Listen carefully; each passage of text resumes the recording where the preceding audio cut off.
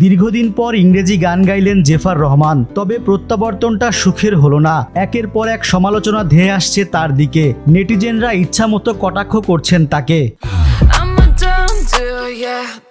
Spicy শিরোনামের গানটির মাঝখানে কণ্ঠশিল্পী নার্গিসের গাওয়া সোনা বন্ধু তুই আমারে ভোথা দা দিয়া কাইটালা পীড়িতের খেতা দিয়া যাইতা দইরা মাইরালা অংশটুকু জুড়ে দেয়া হয়েছে।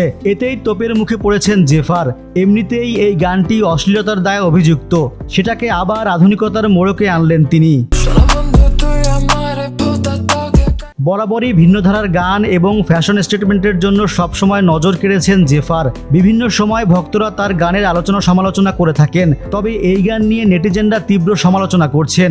গানটির ছোট ছোট অংশ কেটে সামাজিক মাধ্যমে পোস্ট করে তাকে তুলোধুনো করছেন। সম্প্রতি ওকে ব্রো রেকর্ডসের ইউটিউব চ্যানেলে গানটি প্রকাশ পেয়েছে। যুক্তরাষ্ট্রের লস অ্যাঞ্জেলেসে এর দৃশ্য ধারণ করা হয়েছে। গানটির প্রযোজক ফুয়াদ আল মুক্তাদির।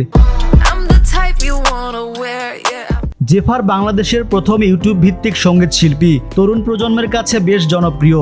এর বাইরে তিনি নিজেই গান লেখেন, সুর করেন। এছাড়াও সম্প্রতি অভিনয়ে নাম লিখিয়েছেন তিনি। অভিনয় করেছেন একটি ওয়েব সিনেমায়, সেটির নাম লাস্ট ডিফেন্ডার অব মনোগামি।